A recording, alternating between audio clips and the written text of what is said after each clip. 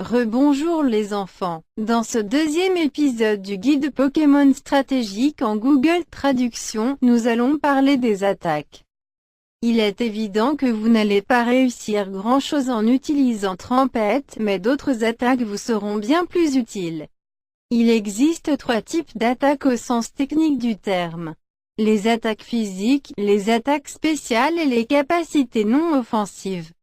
Mais ce n'est que de la théorie, il y a une baignoire entière de sous-types. Surtout découlant des capacités non offensives, attaques infligeant un statut, montant une ou plusieurs statistiques, faisant des dommages directs bien sûr, mais aussi des dommages fixes.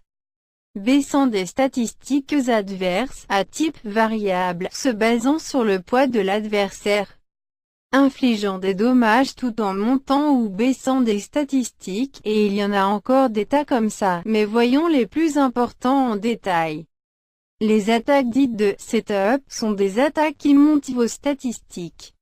En parlant des statistiques, je me rends compte que je n'ai pas pris le temps de les expliquer la dernière fois, et bien mieux vaut tard que jamais, elles sont au nombre de 6 points de vie. Qui détermine bien sûr vos points de vie. Bravo, 10 points pour Gryffondor. Vitesse, le Pokémon le plus rapide attaquera en principe avant l'autre. Attaque qui détermine votre puissance avec les capacités physiques. Défense qui détermine votre résistance à ces mêmes attaques et même chose pour attaque spéciale et défense spéciale, mais pour les capacités spéciales, vous l'avez deviné.